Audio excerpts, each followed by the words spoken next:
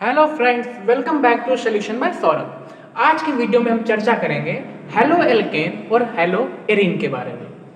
रसायन विज्ञान में आपके दो पार्ट होते हैं, एक अकार्बनिक रसायन, एक कार्बनिक रसायन। तो कार्बनिक रसायन में आपका पहला जो पार्ट पड़ता है वो है हेलो एल्केन और हेलो एरीन।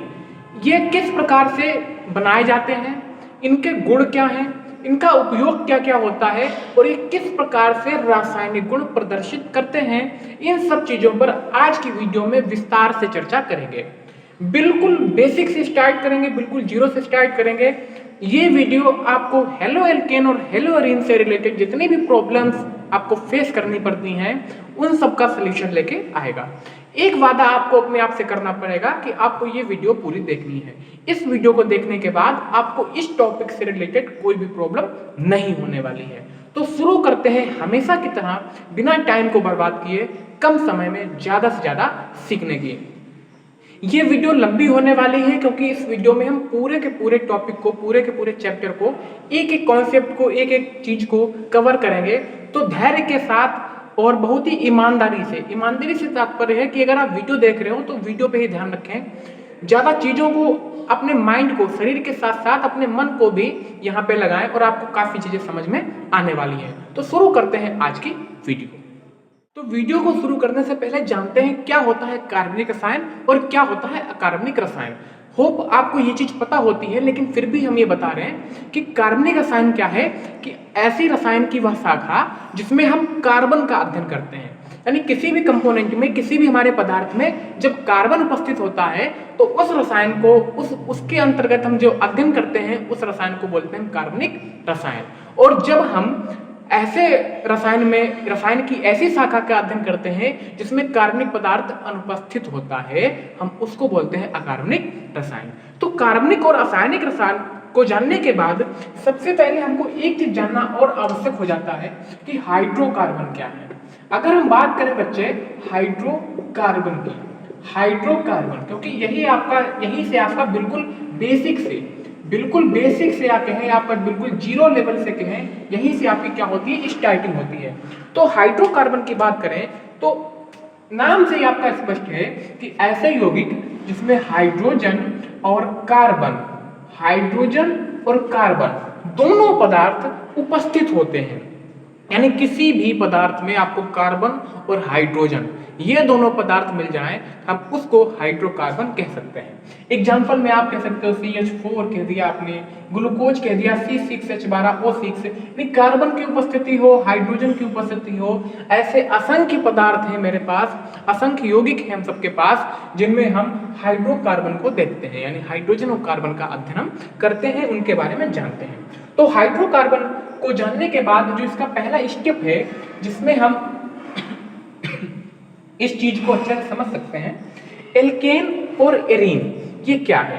तो इससे पहले हम जानते हैं तीन भाइयों से आप जरा परिचय कर लीजिए। ये तीन भाई कौन कौन से हैं। ये तीन भाई हैं आपके एन, क्या है, एन, दूसरे भाई आपके हैं इन, और तीसरे भाई आपके हैं आइन। एन, इन, आइन। अक्सर बच्चों को इसको याद करने में बहुत ही ज्यादा एफर्ट लगता है, याद हो जाता है लेकिन वो बार बार इन चीजों को भूल जाते हैं कि एन, इन, आइन ये क्या है। आप इसको इस तरह से समझिए कि अगर आपके दो कार्बनों के बीच, बहुत ही बच्चे बेसिक भाषा में समझेंगे, बहुत ही आसान भाषा में सीखेंगे। अगर आपके दो कार्बनों के बीच सिंगल बॉन्ड लगा है तो उसको बोलते हैं हम एन।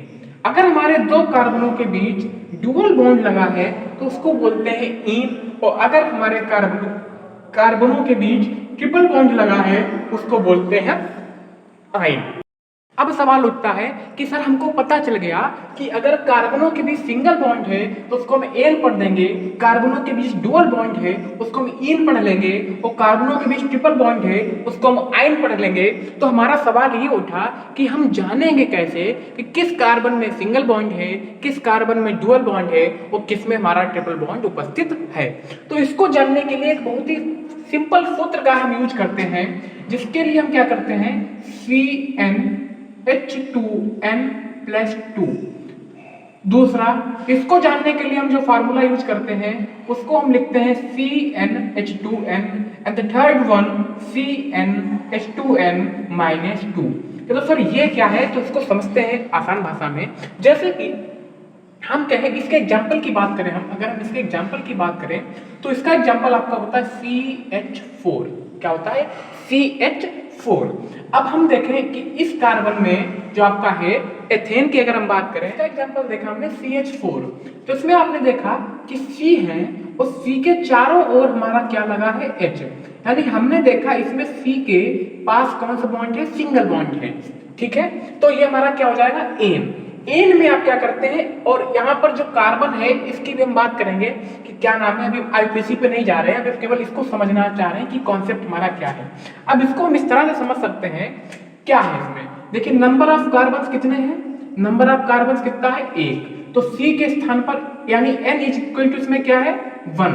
C के स्थान पर क्या रखा हमने? 1। और यहाँ पर भी N के स्थान पर हमने क्या रखा? 1। इसको हमने जब ऐड किया तो हमारा क्या आ गया? CH4। यानी नंबर ऑफ कार्बन हम N की जगह पे रख लेंगे और इसमें से हमारा जो भी फार्मूला हमारा सेटिस्फाई करेगा उसमें ये उस श्रेणी का सदस्य हो जाएगा। अभी नहीं समझ में आ रहा है? दूसरा एग्जाम्पल देखते हैं। जैसे कि हमने यहाँ पे कहा कि इन वो होता है, इन कह दो आप, या तो इसको एल्केन, इसको आप ऐसे भी लिख सकते हो एल्केन, एल्कीन, एल्काइन। यानी इसको आप एल्केन श्रेणी के सदस्य कह सकते हो, एल्कीन श्रेणी के सदस्य कह सकते हो, और इसको आप एल्काइन श्रेणी का सदस्य कह सकते हैं। ये आगे क्या जुड़ा है आपका, एल्केन क्या है, ये हम इसको भी जानेंगे। लेकिन सबसे पहले हम इस कॉन्सेप्ट को समझने की कोशिश करेंगे कि ये एग्जैक्ट में यहाँ पे हो क्या रहा है। जैसे हमने आपका दूसरा एग्जाम्पल लिया C2H4। क्या एग्जाम्पल लिया मैंने? C2H4। अब हम कैसे हम जाने कि इस C और C के बीच में अगर इसका हम ओपन बॉन्ड बनाए तो हमारा कुछ इस तरह से बनेगा। 2 C हैं, कितने कार्बन है? 2 कार्बन, दोनों हमने बना लिए। 2 कार्बन है, 4 हाइड्रोजन है, तो हमने 2 हाइड्रोजन इस कार्बन को दे दिए और 2 हाइड्रोजन इस कार्बन को दे दिए। अब हमें ये पता करना है कि इन कार्बन के बीच में सिंगल बॉन्ड जाएगा, डबल बॉन्ड जाएगा या हमारा ट्रिपल बॉन्ड जाएगा। तो ये जानने के लिए हमको ये फार्मूला काम करता है। हमने यहाँ पे देखा कि नंबर ऑफ N कितना है? 2। तो N की जगह पर हमने क्या रख दिया? 2। N की जगह पे हमने क्या रख दिया? 2। तो हमने इसको सॉल्व किया तो हमारा C2H4 आया, यानी ये सेटिस्फाई करता है। और हमको पता है CnH2n हमारा डबल बॉन्ड होता है, इसलिए हमने यहाँ पर क्या लगा दिया? डबल बॉन्ड लगा दिया। सेम एज अगर हम एक अदर एग्जांपल लें, और हम आपका एग्जांपल अगर हम लें यहाँ पे आपका C2H2, क्या हमने बोला? C2H2। देखिए इनके हम नाम पे नहीं जा रहे हैं कि इनका नाम क्या है, हम इस बात पे नहीं बात कर रहे हैं कि ये मिथ एथ प्रूफ आईपीसी की बात बिल्कुल नहीं कर रहे हैं। अभी हम केवल ये सीख रहे हैं कि सिंगल बॉन्ड को एन कहते हैं, और जब हमारा एन आएगा तो इसके लिए फार्मूला हमारा ये होता है। डुअल बॉन्ड को इन कहते हैं, इन के लिए हमारा फार्मूला ये होता है, और ट्रिपल बॉन्ड के लिए आइन होता है, और आइन को पता करने के लिए तो हमारा फार्मूला ये होता है। किस प्रकार से ये लगेगा अभी हम अगली स्लाइड में जानेंगे, लेकिन सबसे पहले इस कॉन्सेप्ट को समझते हैं। हम गारंटी बोल रहे हैं कि इस तरह से आपको यूट्यूब पर कोई भी वीडियो नहीं मिलेगी जिस तरह से हम आपको ये चीजें बताने की कोशिश कर रहे हैं। अब देखिए नंबर ऑफ कार्बन हमारे 2 है, तो C की स्थान पर हमने N की जगह पे 2 रखा, यहाँ पर भी N की जगह पर 2 रखा और माइनस कर दिया 2। इसको सॉल्व किया, 2 2 4 और 4 में से 2 गया, बचा हमारा 2। C2H2 हमारा ये सेटिस्फाई कर गया, तो हम कह देंगे कि सर इसमें कार्बन के बीच में हमारे जो होगा, यानी 2 कार्बन है, 2 कार्बन बना लिए, 2 हाइड्रोजन थे, 2 हाइड्रोजन बना लिए, और यानी हमको ये वाला सेटिस्फाई कर गया है, तो इसके बीच में हम ट्रिपल बॉन्ड लगा देंगे। इस आधार पे हम ये पता कर सकते हैं कि हमारे किस यौगिक में कौन सा बॉन्ड हमारा लगेगा। होप आपको ये समझ में आया है। लेकिन अक्सर बच्चे इस चीज में कंफ्यूज हो जाते हैं कि सर एन का फार्मूला क्या है, इन का क्या है, आइन का क्या है। तो इसके लिए हम आपको नेचर से जोड़ते हैं। अगर आप हमारी बाकी वीडियोस देख रहे हैं तो आपको ये चीज पता चल रही होगी कि हम हर एक चीज को नेचर से जोड़ के बताने की कोशिश करते हैं। इनको आप 3 भाई कह लीजिएगा। कितने भाई? 3 भाई कह लीजिएगा। तो ये सबसे बड़ा भाई है, ये मझला भाई है, ये सबसे छोटा भाई है। जो मझला भाई था उसकी एज कितनी थी? CnH2n। कितनी थी? CnH2n। जो बड़ा भाई था वो इससे 2 साल बड़ा था, और छोटा भाई था सबसे, वो इससे 2 साल छोटा था। यानी हमने ईन को याद कर लिया CnH2n। जब एन की बात करते हैं तो आपको याद आना चाहिए कि सर ने कहा था 2 साल बड़ा है तो आप +2 कर दीजिएगा, और आइन की बात करते हैं तो आप -2 कर दीजिएगा। यहाँ से आपकी सारी चीजें कॉन्सेप्ट के साथ याद भी हो जाता है। अब अगर हम आपको एग्जाम्पल्स दें, तो कि अभी हम हेलो एल्केन पे नहीं आए हैं, अभी हमारा एल्केन एल्किन एल्काइन चल रहा है। सबसे पहले एल्केन को समझेंगे, इस पे मतलब अभी आपने पूरा जाना, फिर हम केवल एल्केन पे आएंगे, फिर एल्केन में हम हेलो एल्केन पे आएंगे। इस तरह से हम बिल्कुल 0 लेवल से स्टार्ट कर रहे हैं। अब हम आपने इतना सब समझा, अब हम आपको कुछ एग्जाम्पल दे रहे हैं। पहले आप इसका स्क्रीनशॉट ले सकते हैं। कुछ एग्जाम्पल्स हम आपको दे रहे हैं जिससे आप हमको ये बताएं कि ये किस श्रेणी का सदस्य है, एल्केन का है, एल्कीन का है और या एल्काइन का है। अगर आपने इसका सेटिस्फाइड आंसर दे दिया तो हम आगे बढ़ेंगे, नहीं तो इस पर फिर सामने आपको कुछ एग्जांपल्स दिख रहे हैं। इसमें आपको बताना है कि इसमें एन आएगा, ईन आएगा या आइन आएगा। मींस कार्बन्स के बीच में सिंगल बॉन्ड आएगा, डुअल बॉन्ड आएगा, ट्रिपल बॉन्ड आएगा। इसके साथ साथ हम इनका आईपीएसी नाम भी देखेंगे। अगर आपको आईपीएसी की एक विस्तृत वीडियो चाहिए तो उसकी हम ऑलमोस्ट 4-5 वीडियो ऑलरेडी बना चुके हैं, जिसमें से एक वीडियो को आप सबने बहुत सारा प्यार भी दिया है। आपको आई बटन पे दिख रहा होगा, उस पर क्लिक करके आप उसको देख सकते हैं। हम बात करते हैं C3H8 की। इसमें हमको ये डिसाइड करना है कि हमारा एन है, ईन है या आइन है। हमने देखा C3H8। अब हमको सभी फार्मूले पता है। एक हमको फार्मूला पता है कि सर अगर एन होगा तो हमारा फार्मूला ये होगा, ईन होगा तो हमारा फार्मूला ये होगा, और आइन होगा तो हमारा फार्मूला ये हमारा सेटिस्फाई करेगा।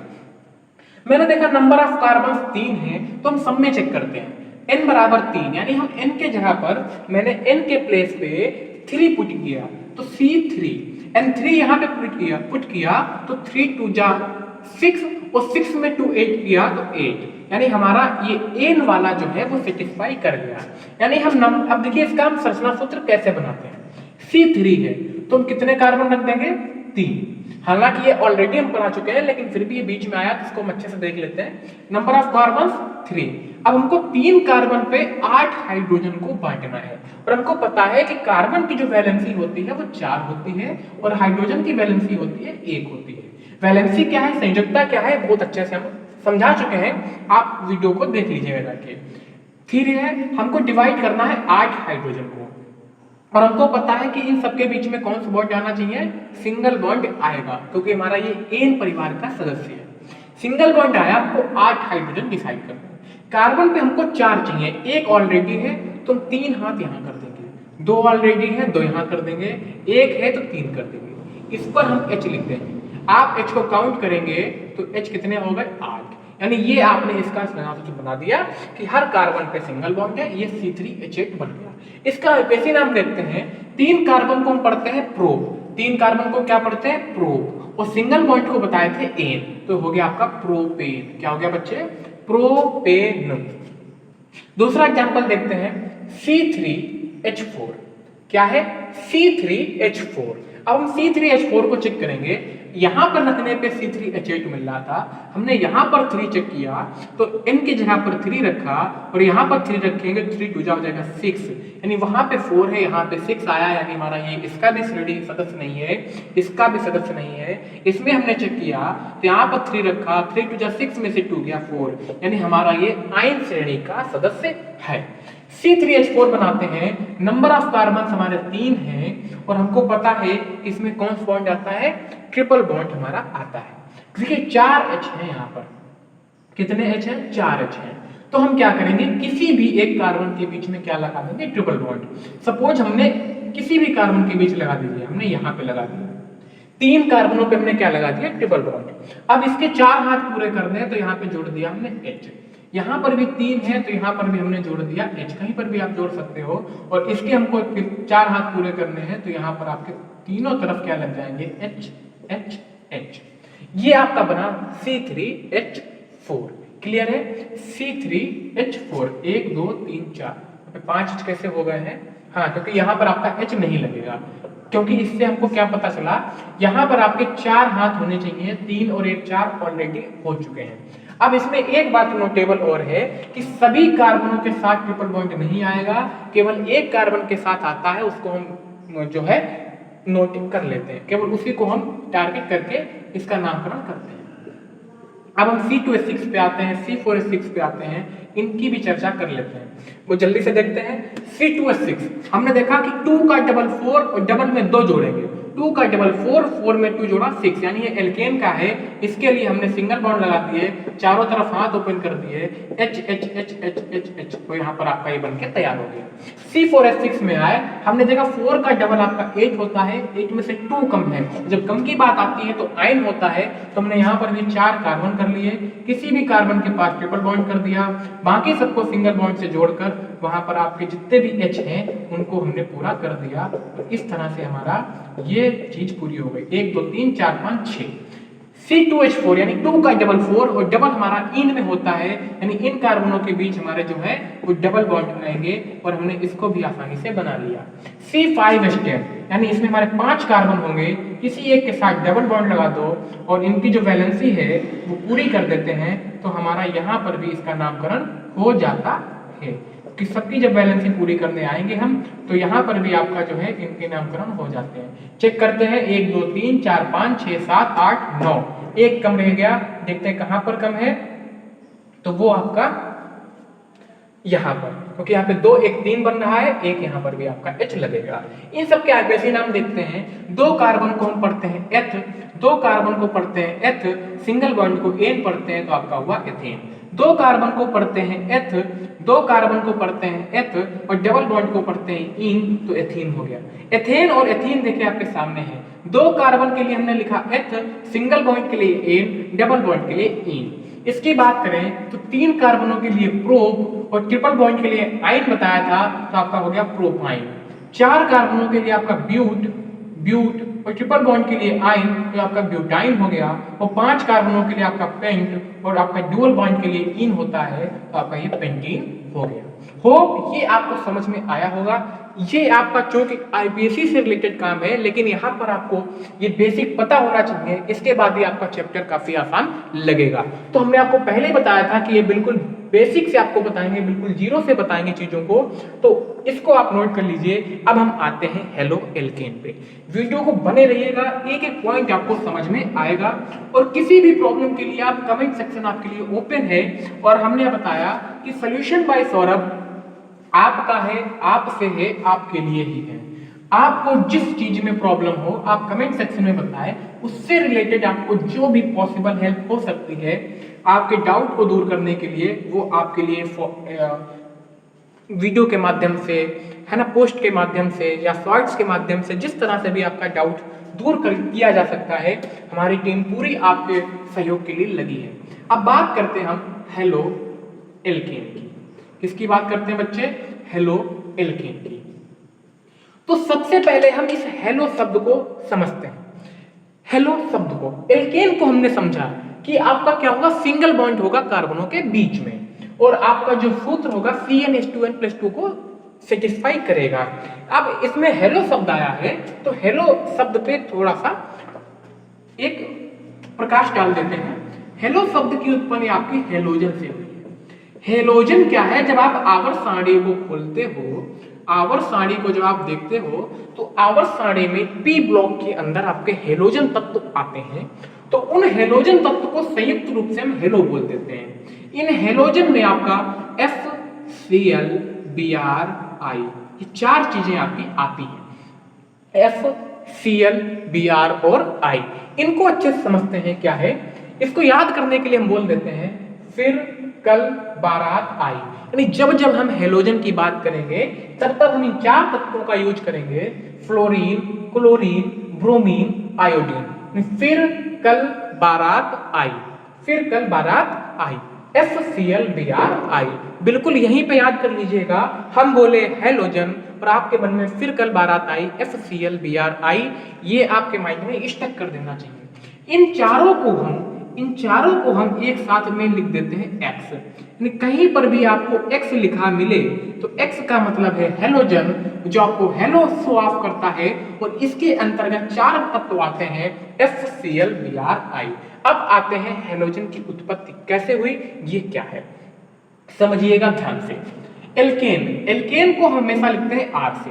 सपोज आपका एक एथेन है, एल्केन है, वो हमने लिया CH4। आपका क्या है CH4, ये क्या है एल्केन। इस एल्केन को हमें कन्वर्ट करना है हेलो एल्केन में। तो इस एल्केन में आपने क्या किया, एक हाइड्रोजन को आपने निकाला, एक हाइड्रोजन को आपने निकाला, और जब एक हाइड्रोजन को निकाला तो आपका जैसे ही आपने हाइड्रोजन निकाला वो क्या बन गया CH3। 4 में से आपने एक हाइड्रोजन को निकाल लिया तो आपका क्या बना CH3। जब आपने हाइड्रोजन निकाला, ये दुनिया जो है, नेचर है, वो अपने आप में बैलेंस करने की कोशिश करता है। अगर आपने किसी चीज को निकाला है तो वो बैलेंस करने के लिए आपने एक इसमें हैलोजन ऐड कर दिया, X ऐड कर दिया। अब वो आपकी समस्या है, आपकी मर्जी है कि आपने किस हैलोजन को ऐड किया। जब X ऐड कर दिया तो इस H की जगह पर क्या आ गया बच्चे X, CH3X।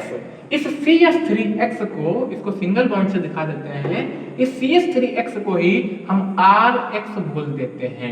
यानी हमको पता चला कि R की जगह हमारा मेथिल, इसको मेथिल बोलते हैं, इसको क्या बोलते हैं मेथिल, मेथिल, और इस X को हेलो, यानी यहां पर इसको हेलाइड बोल देते हैं, मेथिल हेलाइड, मेथिल हेलाइड या हेलो मेथिल।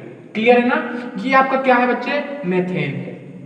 और इसको जब हम बात करते हैं RX को, तो RX को चाहे आप एल्किल हैलाइड कह दें, एल्किल हैलाइड कह दें, या आप RX को हेलो एल्केन कह सकते हैं। यही आपका क्या है बच्चे हेलो एल्केन। यानी किसी भी एल्केन सदस्य में आप एक H हटाते हो और कोई भी हैलाइड जोड़ देते हो, हेलोजन जोड़ देते हो, तो आपका हेलो एल्केन प्राप्त होता है। अब इसकी परिभाषा अगर आए तो आप क्या लिखेंगे, हेलो एल्केन की परिभाषा में आप लिखोगे कि जब किसी एल्केन में से हेलोजन परमाणुओं के द्वारा एक या एक से अधिक, भाई जरूरी थोड़ी ना कि एक ही हाइड्रोजन निकले, दो हेलो एल्केन आप यहाँ पे अटैक करेंगे तो दो हाइड्रोजन निकल जाएंगे। एक या एक से अधिक हाइड्रोजन परमाणु विस्थापित कर देता है या प्रतिस्थापित कर देता है, मतलब आपका हेलोजन एक या एक से अधिक हाइड्रोजन परमाणु को जब विस्थापित कर देता है तो आपका हेलो एल्केन प्राप्त होता है। अब इस हेलो एल्केन के टाइप होते हैं इनके प्रतिस्थापित करने के आधार पर। जहां हम अगर X की बात करें, यहाँ पर हम लिख देते हैं, इससे आपको चीजें और क्लियर हो जाएं। जहां X बराबर क्या है FClBrI, और R की बात करें तो R में आपका मेथिल समूह हो जाता है, एथिल समूह हो जाता है, प्रोपिल समूह हो जाता है। इस तरह से आपकी ये चीजें चलती रहती हैं। जैसे जैसे हम आगे बढ़ेंगे इन चीजों को हम काफी अच्छे से और अच्छे से हम समझ जाएंगे। अब हम इसका क्या करते हैं, वर्गीकरण करते हैं कि हेलो एल्केन कितने तरह के होते हैं। होप आपको ये समझ में आया होगा। इसका आप स्क्रीनशॉट ले सकते हैं और जो आपको इंपॉर्टेंट चीजें लगे उसको नोट डाउन जरूर करना सीख लें, क्योंकि लिखने से ही याद होता है। मेरी एक बात आप याद कर लें, लिखने से ही आता है। जब आप लिखना शुरू करते हो तो आपको चीजें काफी अच्छे से याद हो जाती हैं। इसके वर्गीकरण की अगर हम बात करें तो हेलो एल्केन का वर्गीकरण, हेलो एल्केन का वर्गीकरण, तो वर्गीकरण की हम बात करें तो वर्गीकरण आपका दो प्रकार से होता है। एक हम करेंगे परमाणुओं की संख्या के आधार पर। किसके आधार पर? परमाणुओं की संख्या के आधार पर, परमाणुओं की संख्या के आधार पर, परमाणुओं की संख्या के आधार पर कि कितने आधार के आपके परमाणु हैं, कितने आधार पर इसकी संख्या के आधार पर आप इसका वर्गीकरण कर सकते हैं। इसमें पहले आपका आता है मोनोहेलाइड, मोनोहेलाइड, मोनोहेलाइड। दूसरा आपका आता है डाईहेलाइड, दूसरा क्या आता है बच्चे आपका डाईहेलाइड। तीसरा आपका आता है मोनोहेलाइड, डाईहेलाइड, और तीसरा जो आपका आता है वो है विसनल हेलाइड। क्या आता है? Vicinal halide. मैंने vicinal, vicinal halide, vicinal halide. इसका दूसरा नाम भी आपका कह सकते हो, दूसरा नाम आपका है विस डाईहेलाइड। सबको समझते हैं एक एक करके बहुत अच्छे से। और अंतिम आपका आता है जेमिनल। क्या आता है बच्चे? जेमिनल। इसका दूसरा नाम आप कह सकते हो जैम डाईहेलाइड, एक एक को अब हम समझते हैं अच्छे से कि ये क्या है और किस आधार पर आप इनको फाइंड आउट समझ सकते हो, अंतर क्या है इनमें। जब आप मोनोहेलाइड की बात करते हो तो सिंपल सी परिभाषा है कि जब आपके एल्केन समूह पर केवल और केवल एक हेलाइड आता है। एग्जाम्पल की बात करें हमने लिखा CH3Cl, कितना हेलाइड है, एक हेलोजन। जब एक हेलोजन आता है, दूसरे की बात करें हम C2H5, अब किस हमने Br लिख लिया, यानी एक एक आपका जो है हेलोजन अटैक करता है।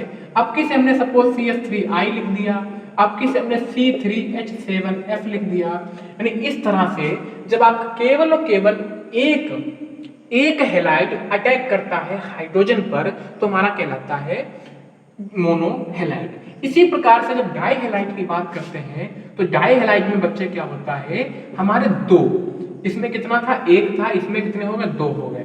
इसमें हमारा दो परमाणु हेलोजन का दो परमाणु अटैक करता है, इसको हम बोल देते हैं डाइहेलाइड। क्योंकि हमें बचपन से पता है कि डाई का मतलब क्या है, दो, डाई का मतलब दो। तो दो हेलोजन जब आपका अटैक करता है एल्केन पर, उसको हम डाई हेलाइड कहते हैं। विशनल हेलाइड और जेमिनल हेलाइड थोड़ा सा चेंज है, थोड़ा सा अलग है। इसको हम समझते हैं कि हमारा क्या कहलाता है विशनल हेलाइड। विशनल हेलाइड है कि अगर आपके दो कार्बन है निकटवर्ती, पास पास के दो कार्बन हैं और इन दोनों कार्बनों पर अलग अलग हेलोजन उपस्थिति हो तो उसको हम बोलते हैं विशनल हेलाइड। यानी इन दोनों कार्बनों पर यहां पर भी हेलोजन हो, यहां पर भी हेलोजन हो, तो हम इसको बोल देते हैं विसिनल हेलाइड। क्या बोल देते हैं बच्चे, विसिनल हेलाइड। इसकी परिभाषा आप क्या बनाओगे कि जब हमारे निकटवर्ती कार्बनों पर, निकटवर्ती का मतलब पास पास के, जब निकटवर्ती कार्बनों पर अलग अलग हेलाइड होता है तो इसको हम विसिनल हेलाइड कहते हैं।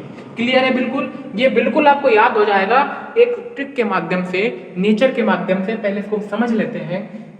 हमारा जेमिनल डाइहेलाइड क्या कहता है कि सेम वही है, लेकिन क्या है, जब आपके निकटवर्ती परमाणु हो, सपोज आपके दो निकटवर्ती परमाणु हैं और इन दोनों निकटवर्ती परमाणुओं में क्या हो कि हेलाइड केवल एक ही जगह पर हो, एक ही जगह पर हेलाइड हो।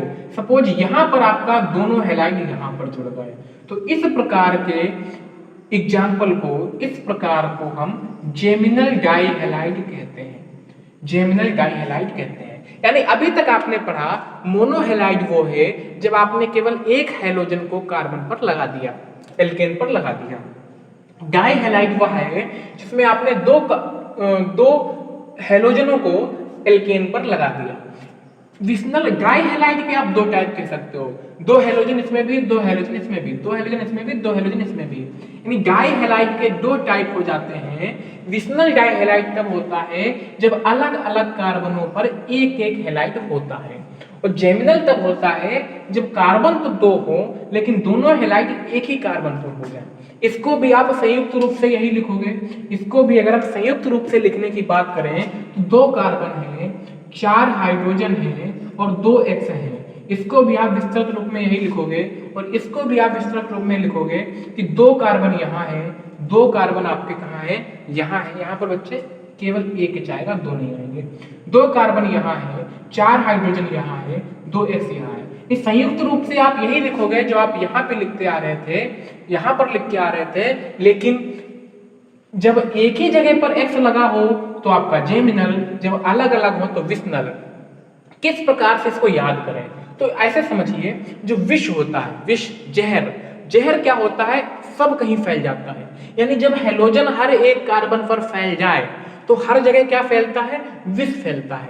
तो जब हेलोजन आपका अलग अलग कार्बनों पर फैला हुआ हो तो उसको बोल देंगे विशनल डाइहेलाइड। और जब आपका हेलोजन एक ही कार्बन पर जाम हो जाए, एक ही कार्बन पर जाम हो जाए तो उसको बोलेंगे जेमिनल।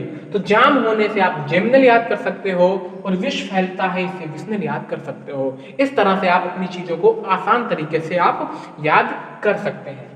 अब अभी तक हम हेलो एल्केन को निर्माण नहीं किया है। अभी भी हमने किसी भी हेलो एल्केन का निर्माण नहीं किया है, अभी भी हम बिल्कुल बेसिक पर चल रहे हैं और ऐसे बेसिक्स जो बच्चों को बहुत प्रॉब्लम करता है। जब तक ये चीजें क्लियर नहीं होंगी तब तक चैप्टर को करने से पढ़ने से कोई भी फायदा नहीं होता है। हेलो एल्केन बनाने की विधियां कि हम किस प्रकार से हेलो एल्केन को प्राप्त कर सकते हैं। जो पहली विधि आपकी आती है वो है एल्कोहल से, यानी हम एल्कोहल से हेलो एल्किल हैलाइड या हेलो एल्केन कैसे बनाएंगे। पहली विधि आपकी क्या है, एल्कोहल से। बहुत ही महत्वपूर्ण है बच्चों, ध्यान से सुनिएगा, एग्जाम में ऐसा आता है कि हेलो एल्केन क्या है, इसके बनाने की कोई एक विधि लिखिए। दो भी विधियां पूछ सकता है। तो हम क्या करेंगे, एल्कोहल, यानी सबसे पहले आपने क्या लिया, एल्कोहल। एल्कोहल में हमको पता है कि OH आता है और हमने R ले लिया। R एक हम क्या करते हैं, एक हम मुख्य अपक्रिया के रूप में ले लेते हैं जिसके द्वारा हम अनेकों अपक्रिया बना सकते हैं। अभी आप जानोगे। आपने क्या लिया, एल्कोहल। क्या लिया, एल्कोहल। एल्कोहल की क्रिया आपने किससे कर दी बच्चे, हाइड्रोक्लोरिक अम्ल के साथ कर दी। फिर से सुनिएगा, एल्कोहल की क्रिया आपने क्या कर दी, HCl अम्ल से कर दी। किससे कर दी, HCl अम्ल से कर दी। किसकी उपस्थिति में हमने की, ये उपस्थिति याद रखिएगा, Z2SO4 किसकी उपस्थिति में हमने कर दी, सॉरी किसकी उपस्थिति में हम करेंगे, ZnCl2 की। किसकी उपस्थिति में करेंगे हम, Z2SO4 यौगिक ही नहीं है ना, किसकी उपस्थिति में करेंगे हम, ZnCl2 की उपस्थिति में हम ये क्रिया करेंगे। अब देखिए क्या होगा, हम आपको अक्सर बता चुके हैं कि दूर दूर वाले एक पास, पास पास वाले एक साथ, यानी ये पास पास वाले यौगिक आपस में क्रिया कर लेंगे और ये दूर दूर वाले यौगिक आपस में क्रिया कर लेंगे। यानी आपका जो आउटपुट निकल के आएगा, उत्पाद बन के आएगा, वो बनेगा RCl प्लस H2O। यानी आपको ये पता चला कि इसकी आप थ्योरी कैसे लिखेंगे कि जब हाइड्रोक्लोरिक अम्ल को की क्रिया एल्कोहल से ZnCl2 की उपस्थिति में कराते हैं तो हमको हेलो एल्केन व जल प्राप्त होता है। ये आपकी है रिएक्शन। अब आप R की जगह मान चेंज करते जाइए। हमने कहा कि हम R की जगह लिखेंगे CH3, यानी हमने ले लिया मेथिल एल्कोहल, इसकी क्रिया हमने कर ली हाइड्रोक्लोरिक अम्ल से ZnCl2 की उपस्थिति में, तो हमारा CH3Cl बन जाएगा और हमारा जल बन जाएगा। इसी प्रकार से एथिल एल्कोहल की क्रिया आप HCl अम्ल से आप लोग करेंगे। इसको हमने आप लोग के लिए छोड़ दिया है, इसको करके आप बताइए। यानी एक विधि आपकी ये है कि आप इस तरह से एल्किल हैलाइड यानी हेलो एल्केन का निर्माण कर सकते हैं। दूसरी रिएक्शन भी एल्कोहल से ही है, लेकिन ये दूसरे तरीके से है। किस तरह से हम दूसरी रिएक्शन करते हैं उसको भी हम देखते हैं। अब की से हम एल्कोहल की क्रिया करेंगे। अब की से हमने क्या की, एल्कोहल से क्रिया की। किससे हमने क्रिया की, एल्कोहल की क्रिया की, लेकिन इस बार हमने सोडियम ब्रोमाइड के साथ क्रिया की। एल्कोहल की क्रिया हमने सोडियम ब्रोमाइड के साथ की सल्फ्यूरिक अम्ल की उपस्थिति में। खूब ध्यान से सुनिएगा, एल्कोहल की क्रिया सोडियम ब्रोमाइड के साथ की H2SO4 की उपस्थिति में। अब देखते हैं हमारा क्या यौगिक बनता है और किस तरह से ये रिएक्ट करता है रिएक्शंस में। अब इसमें आप लगाना शुरू करिए दिमाग। क्या होगा आपका, आपको हेलो एल्केन बनाना है, हेलोजन यहाँ पे है, एल्केन यहाँ पे है, यानी आपका एक यौगिक जो बन के जाएगा जिसपे हमने टिक कर रखा है, यानी वो आपका क्या बनेगा, RBr। क्या बन गया आपका, RBr। अब आपने देखा यहाँ पर OH समूह है, इसको अगर एक H मिल जाए कहीं से तो ये H2O बना लेगा। यानी एक H जो ये लेगा वो कहाँ से ले लेगा, H2 से ले लेगा, तो आपका ये भी बना लेगा H2O। इसने क्या बना लिया आपका, H2O।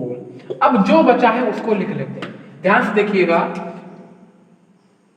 Na आपका बच रहा है तो Na लिख लिया, ये साइड प्रोडक्ट हम ट्रीटमेंट से लिख दे रहे हैं। Na आपका बचा, Na लिख लिया। H बचा, भाई दो H थे, एक H यहाँ आ गया तो H बचा और आपका SO4 बचा। ये आपके क्या बन गए, प्रोडक्ट बन गए। क्लियर है बिल्कुल, इसमें कोई भी डाउट हो आपको तो बताइएगा, जल्दी से देखिएगा सब लोग, फिर हमको बताइएगा। कोई भी अगर आपको डाउट हो तो आप उसको बताइएगा, ठीक है। अब हम नेक्स्ट करते हैं रिएक्शन। नेक्स्ट आपकी जो रिएक्शन है वो है PCl5 और PCl3 से क्रिया। इसमें हम क्या लिखेंगे, PCl5 PCl3 व PCl5 से क्रिया। ठीक है, इसकी पूरी हीटिंग आपकी क्या बनेगी कि अल्कोहल की PCl3 व PCl5 से क्रिया।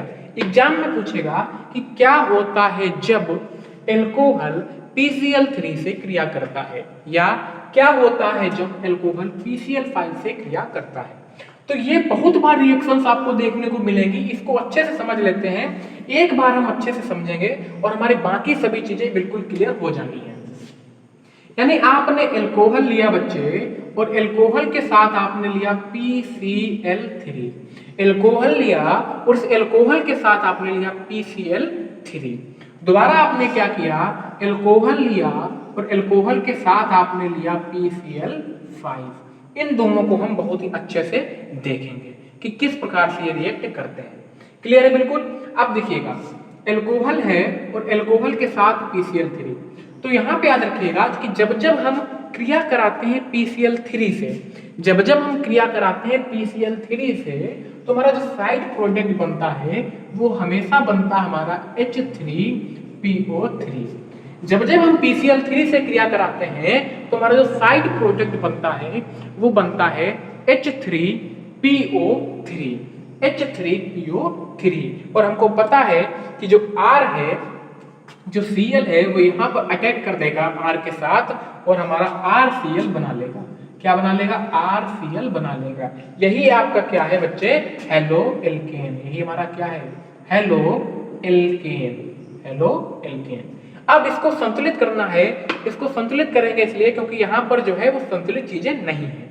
अब हम इसको कैसे संतुलित करेंगे, यहाँ पर 3 H है, यहाँ पर 1 H है, तो इसको संतुलित करने के लिए यहाँ पर कितने लग जाएंगे, 3 H हो गए, 3 O हो गए, 3 H हो गए, 3 O हो गए। R कितने होगा, 3, तो यहाँ पर R को बैलेंस करने के लिए लगा दिया हमने 3। अब ये आपके रिएक्शन पूरी तरह से संतुलित है। बिल्कुल क्लियर है, कोई डाउट तो नहीं।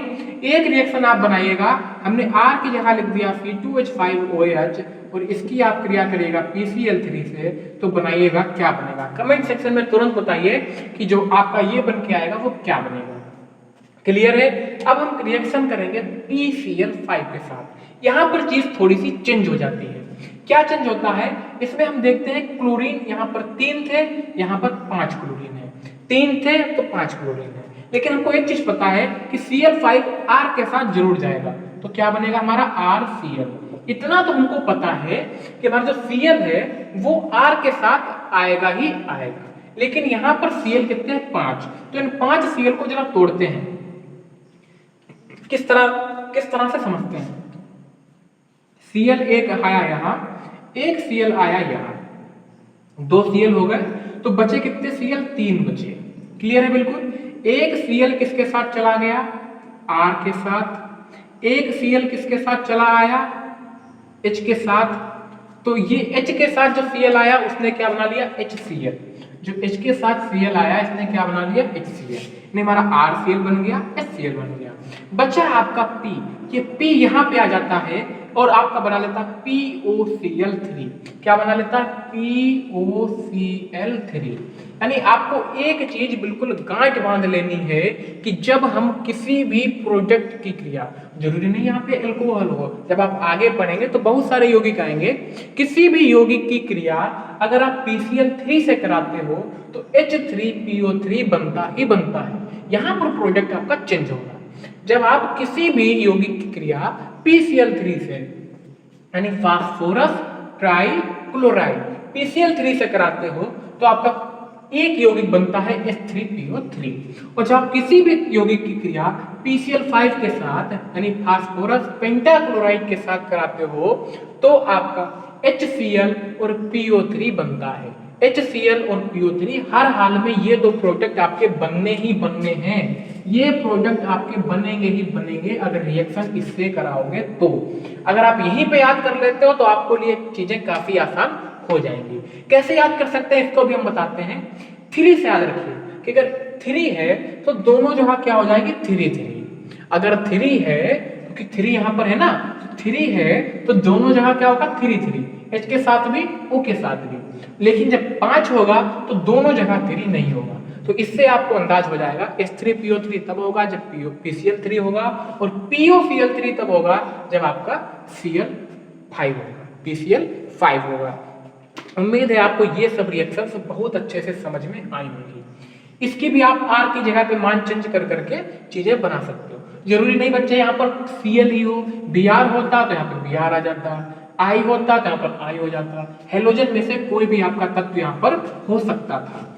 एक बार अगर आपको चीजें सभी समझ में आ रही हैं तो कमेंट सेक्शन में थम्स अप जरूर कर दीजिएगा, और जिससे हमको क्या है ये जानकारी मिल सके कि हाँ जो हम यहाँ पर एफर्ट्स लगा रहे हैं, जैसे आप सबको एक नई तरह से नए तरीके से पढ़ने का, चीज़ों को जाने आप किस तरह से आप आसानी से रिलेट कर पा रहे हैं, तो हमको भी नेक्स्ट वीडियो बनाने के लिए थोड़ा सा मोटिवेशन प्राप्त हो, क्योंकि आप लोगों का फीडबैक ही डिसाइड करेगा कि बाकी बचे हुए चैप्टर्स की वीडियो लानी है या नहीं लानी है। क्योंकि जब आप लोगों को कुछ फायदा होगा तो हमें भी लगेगा कि हाँ आपके लिए मेहनत बनती है। अब नेक्स्ट करते हैं SOCl2 से क्रिया। किससे करेंगे? एल्कोहल की SOCl2 से क्रिया, एल्कोहल की SOCl2 से क्रिया। नहीं, इतने सारे आप हेलो एल्केन एल्कोहल से ही बना रहे हो बच्चे। SOCl2 से क्रिया, एल्कोहल की SOCl2 से क्रिया। किस तरह से इसको देखते हैं? आपने लिखा ROH और इसकी क्रिया आपने कर दी SOCl2 से। थायोनिल क्लोराइड, इसको क्या पढ़ते हैं? थायोनिल क्लोराइड, इसको पढ़ते हैं थायोनिल क्लोराइड, थायोनिल क्लोराइड। इन सबसे आपकी दोस्ती हो जाएगी, बहुत अच्छे से आप ये सब आपके दोस्त बन जाएंगे। अभी थोड़ा संयम रख के आपको पढ़ना है। अब देखिए, इसमें से इसकी रिएक्शन आप लोग ही करेंगे, 100% इसको आप ही बनाएंगे। अब देखिए, एक है ROH, क्लियर है, दूसरा है SOCl2, Cl2 को हम ऐसे लिखें। अब हमने लगाना शुरू किया दिमाग। हमने कहा कि एक Cl जो है वो आपके R के साथ जाएगा ही जाएगा। हमने सोचा दूसरा Cl किसके साथ जाएगा? H के साथ जाएगा। बचा आपका SO2। यानी इस तरह से जब आप दिमाग लगाना शुरू कर देते हो तो चीजें आसान हो जाती हैं। एक Cl R के साथ आया, दूसरा Cl H के साथ आया, तुम्हारा RCl बना, HCl बना। SO ऑलरेडी था, वो यहाँ आ गया और हमारा बन गया SO2। इसमें आप ये लिख पाओगे कि जब एल्कोहल की क्रिया, किसी भी एल्कोहल की क्रिया थायोनिल क्लोराइड से करते हैं तो हमारा हेलो एल्केन हाइड्रोक्लोरिक अम्ल और सल्फर डाइऑक्साइड नामक गैस बनती है। इसके नाम आप जरूर लिख दीजिएगा, ये एल्कोहल है, ये हेलो एल्केन है, ये हाइड्रोक्लोरिक अम्ल है, ये सल्फर डाइऑक्साइड है। एक होमवर्क हम आपको दे रहे हैं, क्या होता है जब, बिल्कुल इस पे ध्यान दीजिएगा, आपको बनाना है।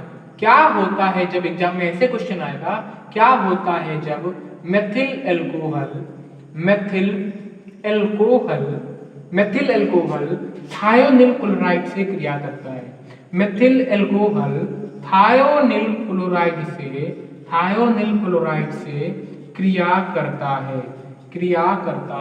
जल्दी से आप ये रिएक्शन बना के आप ये मेन प्रोडक्ट क्या है? हेलो एल्केन जो भी बन रहा है उसको कमेंट सेक्शन में बताइएगा। जल्दी से आप इसका रिएक्शन बना के तुरंत कमेंट सेक्शन में बताएं कि क्या आपको प्राप्त हो रहा है। कम ऑन, मेथिल अल्कोहल की क्रिया आपको करनी है थायोनिल क्लोराइड से। देखते हैं, अच्छा फिर आप लोग अपनी अपनी रिएक्शन मैच करिएगा। मेथिल अल्कोहल हमने लिया, मेथिल अल्कोहल इसी में हम करके दिखाते हैं जिससे आपको चीजें और भी समझ में आए। जो हम इसमें करेक्शन करेंगे वो हम ब्लू पेन से करेंगे। मेथिल अल्कोहल आपने लिया और हम सबको पता है कि मेथिल को बोलते हैं CH3। मेथिल अल्कोहल की क्रिया आपने थायोनिल क्लोराइड से कर दी तो ये R की जगह ही बच्चे क्या आ जाएगा? CH3 यानी CH3, और इसका नाम हम ऑलरेडी बता चुके हैं, ये आपका हुआ क्लोरोमेथेन या मेथिल क्लोराइड। इसके दो नाम है बच्चे, दोनों में से कोई भी लिख सकते हो, या मेथिल क्लोराइड, चाहे आप क्लोरोमेथेन लिखिए चाहे आप मेथिल क्लोराइड लिखिए। जब जब हमारा मेथिल अल्कोहल थायोनिल क्लोराइड से क्रिया करेगा हमको क्लोरोमेथेन, हाइड्रोक्लोरिक अम्ल और सल्फर डाइऑक्साइड प्राप्त होता है। क्लियर है बिल्कुल। अब हम नेक्स्ट बात करेंगे एक और, जिस तरह से आप एल्कोहल से आप हेलो एल्केन बना सकते हो। एक अन्य बहुत ही महत्वपूर्ण रिएक्शन आती है जिसका नाम है वसा अम्लों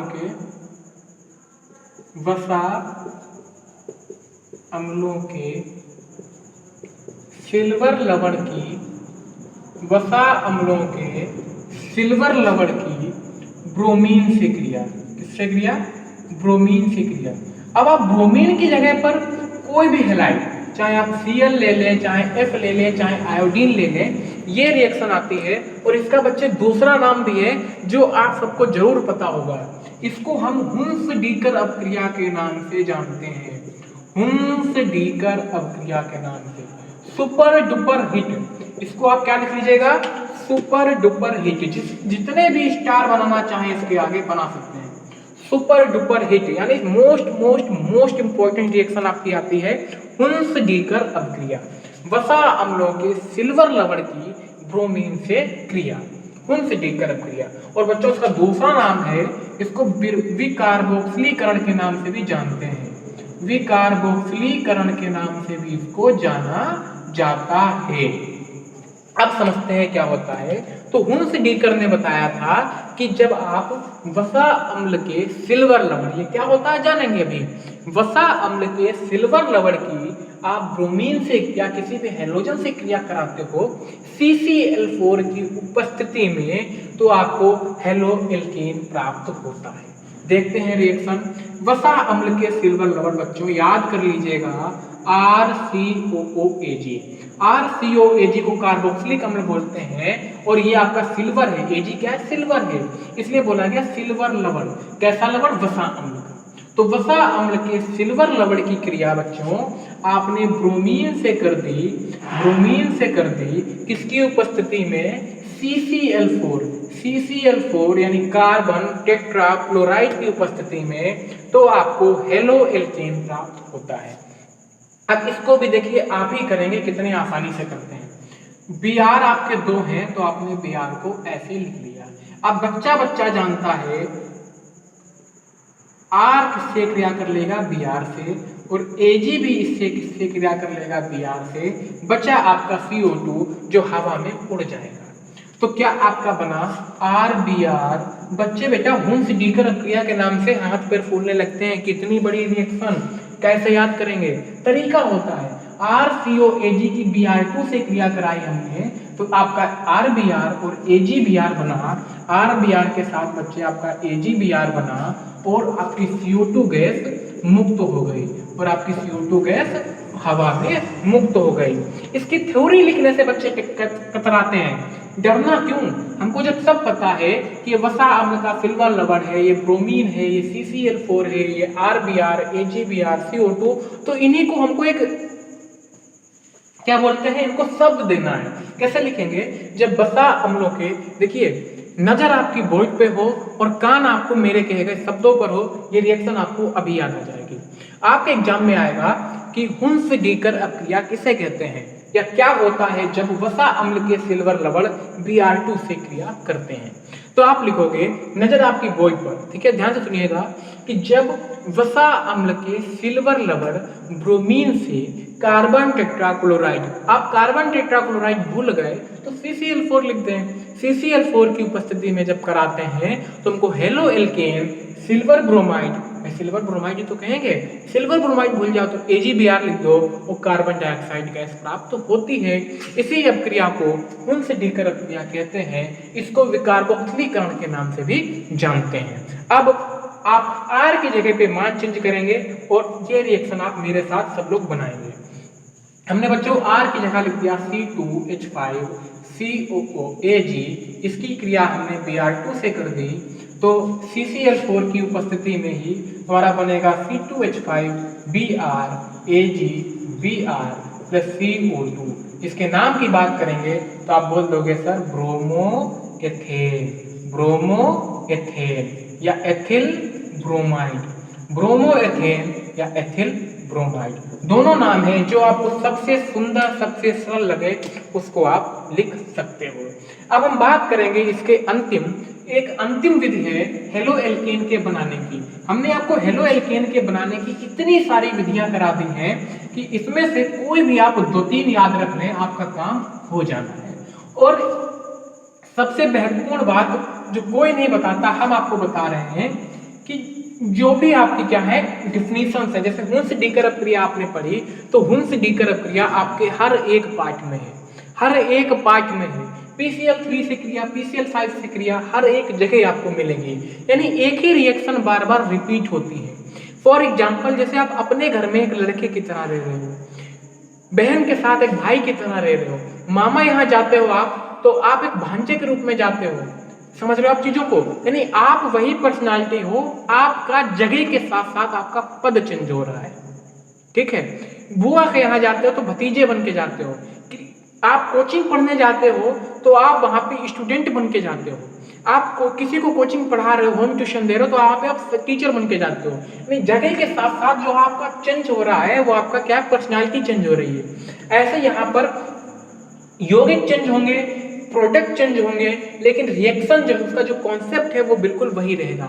तो आपको कॉन्सेप्ट को समझना, रिएक्शन को नहीं रखना है। हुंस डीकर क्रिया में आपको बस इतना पता होना चाहिए कि मोनोकार्बोक्सिलिक अम्ल के सिल्वर लवण की क्रिया ब्रोमाइड से करते हैं। क्लियर है? बिल्कुल क्लियर है सर। एक अंतिम है और उससे आपको परिचय करा देते हैं हम, जो आपको बार बार देखने को मिलेगा, देख देख के आपको पक जाएंगे उससे आपको परिचय करा देते हैं ग्रिगनार्ड अभिकर्मक। ग्रिगनार्ड अभिकर्मक से आप सबका परिचय कराते हैं।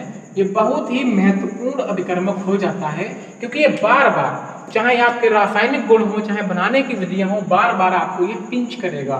तो ग्रिगनार्ड अभिकर्मक से भी आप हेलो एल्केन बना सकते हो। तो सबसे पहले समझते हैं ग्रिगनार्ड अभिकर्मक को। तो ग्रिगनार्ड अभिकर्मक क्या है? आपने मैग्नीशियम धातु के इधर हेलोजन लगा दिया, इधर एल्केन लगा दिया, यही कहलाता है ग्रिगनार्ड अभिकर्मक। ग्रिगनार्ड अभिकर्मक आपको जब भी सुने या देखें, आपके मन में RMgX आना चाहिए, RMgX आना चाहिए। तो ग्रिगनार्ड अभिकर्मक से किस प्रकार हम हेलो एल्केन बनाते हैं? तो आपने क्या किया, ग्रिगनार्ड अभिकर्मक की क्रिया बच्चे आपने हेलोजन से कर दी। ग्रिगनार्ड अभिकर्मक की क्रिया आपने हेलोजन से कर दी तो आपका RX अलग निकल के आ गया और आपका MgX2 अलग बन के आ गया। इस तरह से आप इसको कर सकते हो। इसके बहुत सारे एग्जांपल्स हैं। R की जगह हमने CH3 रख दिया, X की जगह हमने Cl रख दिया, यहाँ पर भी Cl2 कर दिया, R की जगह हमने C2H5 कर दिया, Mg किया, यहाँ पर Br कर दिया, यहाँ पर हमने I2 कर दिया, कुछ भी आप कर सकते हो। तो CH3Cl बनेगा, यहाँ पे क्या बना? CH3Cl। यहाँ आपका बना MgCl2, यहाँ पर आपका बनेगा C2H5I। ध्यान रखिएगा, C2H5 क्या बना? I बना, और ये क्या हुआ आपका? MgBrI। इस तरह से आप इसको कर सकते हो। मतलब चीजें एक और उससे सीखना है बहुत तरीकों से। एग्जाम में आपके आता है कि हेलो एल्केन क्या है, हेलो एल्केन के बनाने की कोई 2 विधियां लिखी है, और हमने आपको 50 विधियां करा दी हैं। अब आप कोई भी 2 विधि लिख सकते हैं। बस चीजें यह है कि आपको केवल यहीं तक नहीं सीमित रहना कि हेलो एल्केन पढ़ा तो यहीं पर खत्म कर दिया, नहीं। जब कहीं पर भी आपका ग्रिगनार्ड अभिकर्मक आ जाए, PCl3 आ जाए, PCl5 आ जाए, इसको हमको बहुत अच्छे से देखना होता है। यहाँ पर आपकी हेलो एल्केन जो बेसिक कॉन्सेप्ट था, जो आपके बनाने की विधियां थी, आपने बहुत अच्छे से सीखा है। अब हम चर्चा करेंगे इनके भौतिक गुणों के बारे में, इनके रासायनिक गुण क्या है और इनके उपयोग क्या है। ओके, तो देखते हैं इसके रासायनिक गुण कि किस प्रकार से ये अनेक यौगिकों से क्रिया करता है। ओके बच्चों, तो बच्चों रासायनिक गुण और भौतिक गुण और उपयोग की हम सेपरेट वीडियो पार्ट 2 से बना देंगे, जो आपको कल परसों में 100% किसी भी हाल में आपको प्रोवाइड करा देंगे। थोड़ा सा जरूरी काम और हल्का सा लाइट इश्यू की वजह से भी इसको हम वीडियो को यहीं पे अभी छोड़ रहे हैं। इसका बचा हुआ हिस्सा 100% आपको कल परसों के बीच में पार्ट 2 के नाम से मिल जाएगा।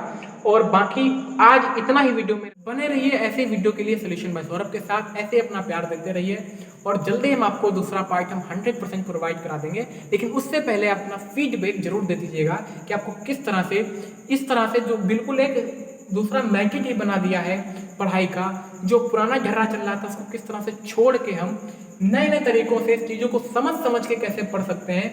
आपका फीडबैक बहुत ही महत्वपूर्ण है सॉल्यूशन बाय सौरभ के लिए। तो बने रहिए इस पर और ऐसे ही अपना प्यार देते रहिए। Thank you very much. जल्दी ही मिलते हैं दूसरी वीडियो में।